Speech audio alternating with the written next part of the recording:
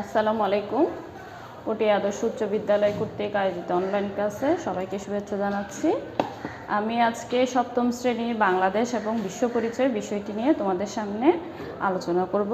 গত ক্লাসে আমরা দ্বিতীয় অধ্যায় ধরেছিলাম। আজকের ক্লাসের মাধ্যমে আমরা দ্বিতীয় অধ্যায় শেষ করার চেষ্টা করব। তাহলে তোমরা দেখো, গত ক্লাসের পড়া শেষ করে আজকে আমরা ধরব পাঠ 4 বইয়ের বাংলাদেশের লোকসংস্কৃতি ও এর বিভিন্ন উপাদান। লোকসংস্কৃতি এবং এর বিভিন্ন উপাদান সম্পর্কে আমরা আলোচনা করব। তাহলে সংস্কৃতি হচ্ছে, তোমাদেরকে গত ক্লাসে বলেছি, মানুষ যা করে, যা ভাবে, মানুষের চিন্তা ধারণা, কাজকর্ম, পোশাক পরিচ্ছদ, মানে সব কিছু মিলে হচ্ছে সংস্কৃতি। আর লোকসংস্কৃতি হচ্ছে যুগ যুগ ধরে মানুষ যে সংস্কৃতির লালন পালন করে আসছে, তার মধ্যে বহন করে আসছে, সেটাই হচ্ছে লোকসংস্কৃতি। লোকসংস্কৃতি বলতে আমরা বুঝি সাধারণ মানুষ এবং তার সমাজের সংস্কৃতি। সাধারণ মানুষ এবং তার সমাজের মধ্যে যে সংস্কৃতিগুলো প্রচলিত রয়েছে সেটাই হচ্ছে সাধারণত লোকসংস্কৃতি। এই লোকসংস্কৃতিতে আসলে হাজার হাজার বছর ধরে এক প্রজন্ম থেকে আরেক প্রজন্মে ছড়িয়ে পড়েছে। আগেরকার মানুষ যেটা বিশ্বাস করতো, সেই বিশ্বাসটা পরবর্তী প্রজন্ম, এর পরের প্রজন্ম সেইভাবে আস্তে আস্তে লালন পালন করে আসছে এবং সেই সংস্কৃতিকেই বলা হয় কি লোকসংস্কৃতি। লোকসংস্কৃতি কিছুটা কত কৃতি বা আচারের উপরে, বিভিন্ন আচার আচরণের উপরে কিন্তু বিশেষ করে লোকসংস্কৃতিটা গড়ে উঠেছে।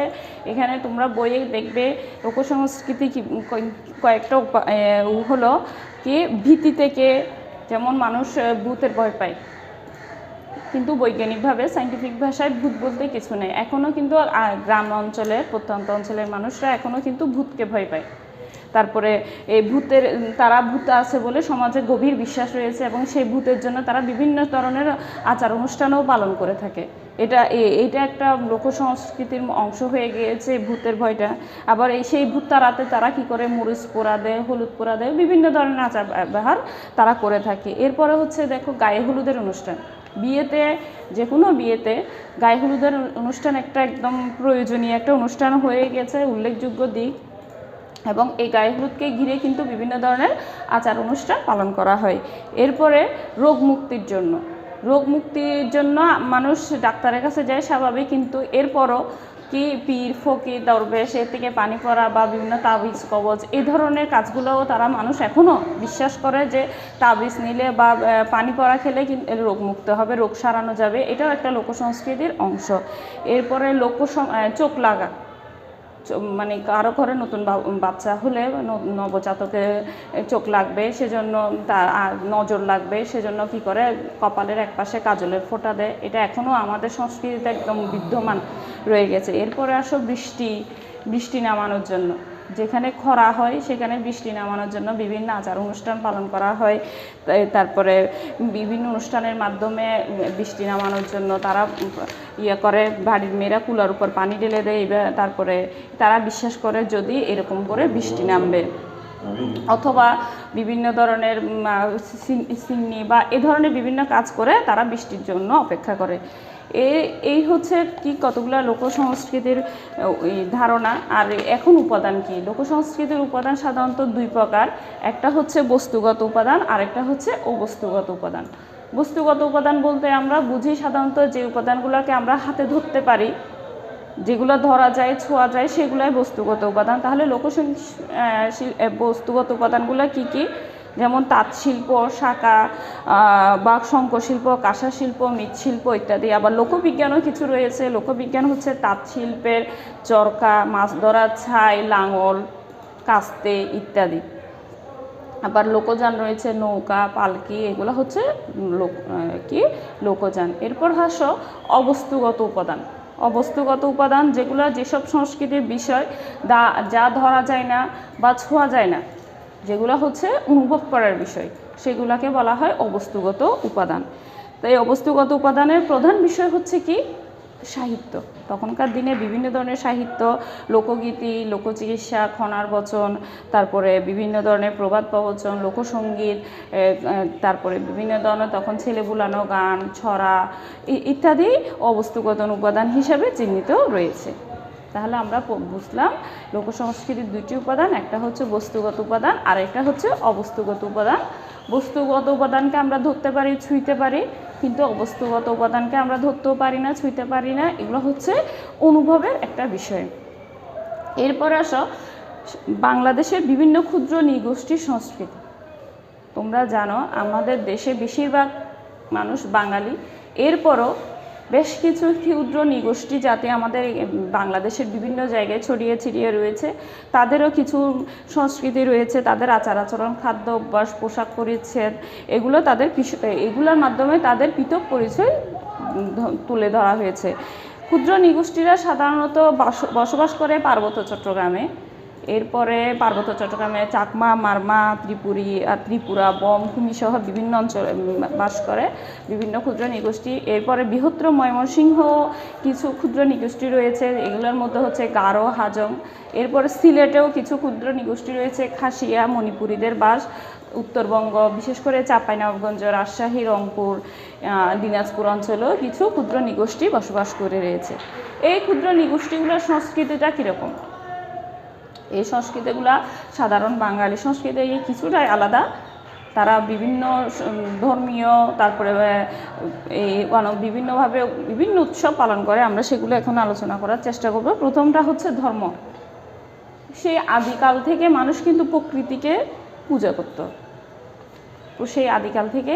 এবং এই ক্ষুদ্র নৃগোষ্ঠীর মধ্যে এই প্রকৃতি পূজাটা বেশি ছিল।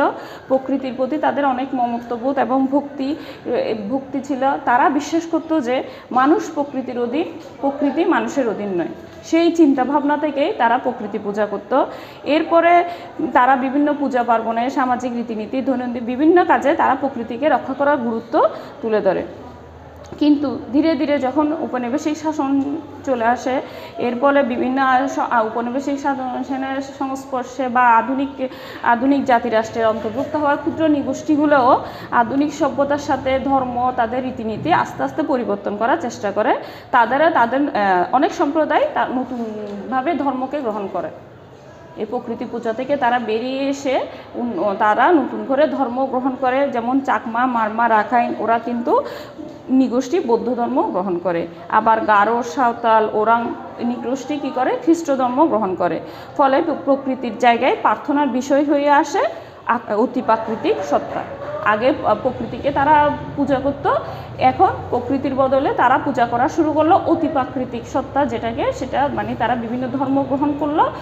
বৌদ্ধ ধর্ম, খ্রিস্টান ধর্ম, বিভিন্ন ধর্ম গ্রহণ করে। এই ধর্ম অনুযায়ী তারা বিভিন্ন ধরনের তারা ধর্মীয় কাজ শুরু করলো। তারপরে আবার এরা কিছু ক্ষুদ্র নৃগোষ্ঠীরা তাদের বিভিন্ন গোত্র রয়েছে।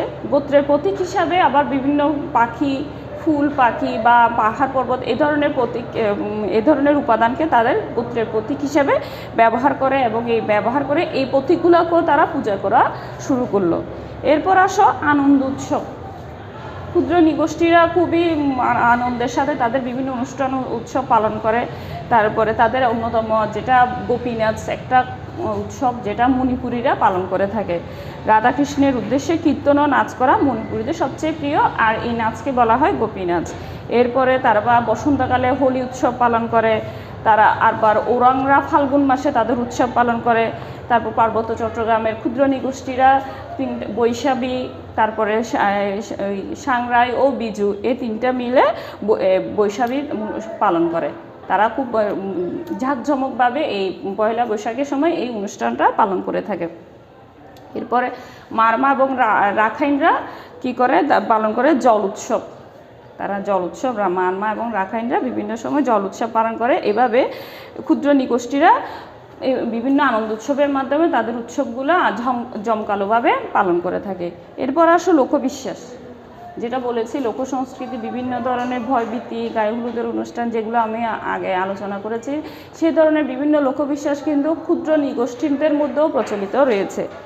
যেমন ধরো মণিপুরী ও অন্যান্য বৌদ্ধ ধর্মের অনুসারীরা পূর্ণিমা, অমাবস্যার রাত বিশেষভাবে তাদের জন্য পূর্ণিমার রাত এবং অমাবস্যার রাত তাদের জন্য খুবই তাৎপর্যপূর্ণ, এবং এই রাতগুলোতে তারা বিভিন্ন ধরনের উৎসব পালন করে এই রাতগুলো উদযাপন করে থাকে। তারপরে আরও বিশ্বাস রয়েছে, ওরাংরা বিশ্বাস করে পৌষ মাসে কোনো ধরনের গৃহ নির্মাণ তারা করবে না। তাদের একটা বিশ্বাস। এরপরে গারোদেরও বিশ্বাস রয়েছে, ঘরে ঝাড়ু দিয়ে রাতের বেলা ময়লা ফেলতে নেই, বিভিন্ন ধরনের বিশ্বাস তারা পালন করে থাকে, লোকবিশ্বাস তারা পালন করে থাকে। এরপরে আসো বিয়েটাও তারা অনেক জমকালোভাবে পালন করে, কিন্তু তারা এক সমাজের সাথে নিগোষ্ঠী সমাজের বিয়ের আগে পাত্রপাত্রী করার পছন্দ থাকলেও, সুযোগ থাকলেও সকল প্রক্রিয়া সম্পন্ন হবে তাদের পারিবারিক এবং সামাজিকভাবে। এক গোত্রের সাথে কিন্তু অন্য গোত্রের বিবাহ বিয়ে হওয়াটা ক্ষুদ্র নিগোষ্ঠীর মধ্যে প্রচলিত নেই। এবং বিয়ের ক্ষেত্রেও তারা বিভিন্ন ধরনের লোকবিশ্বাস পালন করে থাকে। বিভিন্ন মাসকে তারা অশুভ মনে করে এবং ওই মাসগুলোতে তারা কখনোই বিয়ে বা বিয়ের কোনো ধরনের আচার অনুষ্ঠান তারা শুরু করে না বা বিয়ের সূত্রপাতও করে না। যেমন পাংখুয়ারা, যা এক ধরনের ক্ষুদ্র নিগোষ্ঠী, তারা জুলাই মাসে বিয়ে অথবা বিয়ে কোনো কথাবার্তা বা কোনো সূত্রপাতে তারা তখন করে না। তারা মনে করে এই মাসে যদি করে থাকে সেই বিয়েটা অশুভ এবং বিয়েটা কখনোই শুভ হবে না, বিয়েটা পরবর্তীতে টিকবে না। তারপরে মাহাতোরা নামে যারা ক্ষুদ্র নিগোষ্ঠী, তারা অগ্রহায়ণ মাসে বিয়ে করে না। এবং গারো পরিবার, গারো এবং খাসিয়া যেহেতু মাতৃসমাজ, এবং তাদের নিয়ম হচ্ছে কি যে তাদের সর্বকনিষ্ঠ কন্যা সচ্ছল সম্পত্তির উত্তরাধিকার হয় বিদায় ওখানে ওই সর্বকনিষ্ঠ কন্যার সাথে যার বিয়ে হয় সে অবশ্যই কী থাকবে, ওই মেয়ের সর্বকনিষ্ঠ মেয়ের জামাই স্ত্রীর ঘরে থাকবে এবং সেটাই বাধ্যতামূলক। তারা ওখানেই চলে আসবে, বউ যাবে না, জামাইটা অবশ্যই বাধ্যতামূলকভাবে স্ত্রী ঘরে চলে আসবে। এরপর আসো কি পোশাক ও অলংকার। পোশাক অলংকারের ক্ষেত্রেও ক্ষুদ্র নিগোষ্ঠীরা নারী পুরুষ নির্বিশেষে সবাই প্রায় কম বেশি পোশাক অলংকার পরিধান করে। পোশাক তো আছে বিভিন্ন, যেমন চাকমা পুরুষরা বিশেষ করে লুঙ্গি এবং শার্ট পরতে পছন্দ করে। ইদানিং আবার চাকমা বিভিন্ন ক্ষুদ্র নিগোষ্ঠীর লোকজন শার্ট প্যান্ট অবলীলায় পরে যাচ্ছে বিভিন্ন ধরনের কাজকর্মে, চাকরি বাকরি, ব্যবসা বাণিজ্য তো সবাই সমানভাবে অংশগ্রহণ করছে। সেই হিসেবে আমরা যে বাঙালিরা যে ধরনের পোশাক পরিচ্ছদ পরি সেটা তারা সাবলীলভাবে পরে আসতেছে। তারপরেও তাদের কিছু ঐতিহ্যবাহী পোশাক রয়েছে, যেমন চাকমা মেয়েরা লাল ও কালো রঙের পোশাক পরে থাকে, এর নাম হচ্ছে পিনন। মারমা নারীরা যে পোশাক পরে তাকে বলা হয় থামি। এরপরে চাকমা মেয়েরা বালা, নেকলেস, কানের দুল পরে। অতি প্রাচীনকাল থেকে ওরাং মহিলারা বিভিন্ন ধরনের অলংকার পরত, যেমন কানফুলি, তিপার পাতা, নোলক, নাকচনা, হাঁসেলি ইত্যাদি। আর গারো নারীদের ঐতিহ্যগত পোশাক হচ্ছে দগমন্দা, দকশাড়ি ইত্যাদি। অন্যান্য নিগোষ্ঠীরাও বিভিন্ন ধরনের অলংকার তারা পরে থাকে। এরপরে হচ্ছে কি সর্বশেষ সেটা হচ্ছে খাদ্য ও পানীয়। অনেক নিগোষ্ঠী তাদের বিভিন্ন পশু পাখিকে তাদের গোত্রের প্রতীক হিসাবে চিহ্নিত করে এবং সেই ইয়াটাকে বলা হয় টোটেম। এবং সেক্ষেত্রে যে পশু বা যে প্রাণীটাকে তারা তাদের গোত্রের প্রতীক হিসাবে চিহ্নিত করে সেই পশু পাখিকে তারা কখনোই খায় না। এটা তাদের সমাজের জন্য সেটা নিষিদ্ধ, টোটেম খাওয়া নিষিদ্ধ। তারপরে যে কোনো ধরনের নেশা জাতীয় খাবার খাওয়াও তাদের জন্য বিভিন্ন ক্ষুদ্র নিগোষ্ঠীর জন্য নিষিদ্ধ। তারপর এই প্রতিটি নিগোষ্ঠীর বিভিন্ন পছন্দের খাবার রয়েছে, যেমন নাকাম শুটকি মাছ গারোদের প্রিয় খাদ্য। এরপর ওরাংদের মধ্যে পিঠেপুলি এতটাই প্রিয় যে তারা পৌষ সংক্রান্তি পালন করে। পৌষ সংক্রান্তি মানে ভাদ্র মাসের 13 তারিখ তারা শুধুমাত্র বিভিন্ন ধরনের পিঠাই তৈরি করে, অন্য কোনো না। তারপরে পার্বত্য চট্টগ্রামের অধিকাংশ মানুষ নাপ্পি, যেটা একটা জনপ্রিয় খাবার, যেটা বর্তমানে বাঙালিরাও খুব একটা পছন্দ করে। চিংড়ি শুটকির একটা খাবার নাপ্পি বলা হয়, এটা অতি প্রিয়। তারপরে ভাত থেকে তৈরি এক ধরনের বিশেষ পানীয় তারা ব্যবহার করে থাকে। তাহলে আজকে এই পাঠের মাধ্যমে আমাদের দ্বিতীয় অধ্যায় সম্পূর্ণ হলো। তোমরা ভালো থাকবে, সুস্থ থাকবে, সবাইকে ধন্যবাদ।